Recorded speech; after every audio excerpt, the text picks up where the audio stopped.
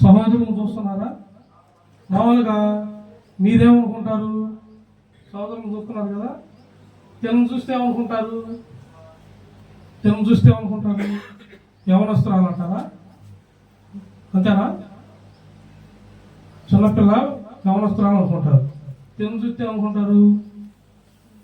పెళ్ళైన అమ్మాయి కనబడుతుంది కాబట్టి.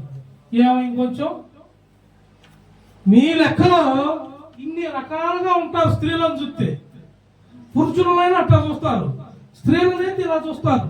కానీ దేవుడి దృష్టిలో ఎట్లుంటుందో తెలుసా? మీ చెడు నడవడిక, మీ చెడు చూపు ఇలా విభేదాలుగా వస్తాయి. మీరు స్త్రీలను ఇలా చూస్తారు, అంటే అస్థిదాన్ని ఇలా చూస్తారు. కానీ దేవుడి దృష్టిలో ఎలా ఉంటుందో తెలుసా? దేవుడి దృష్టిలో వీరందరూ కూడా నా కుమార్తెలో. మీరు చూసే చూపు దుష్క్రియ, మీరు మాట్లాడే మాట, మీరు హెచ్చు తగ్గులు. ఈ అమ్మాయి పాస్టర్ గారు అమ్మాయి, ఈ అమ్మాయి పాస్టర్ గారు చెల్లి, ఈ అమ్మాయి పాస్టర్ గారు మరదలు, ఇవన్నీ ఈడ కుదరనే. ఈడ ఉందల్లా దేవుని సంబంధులు.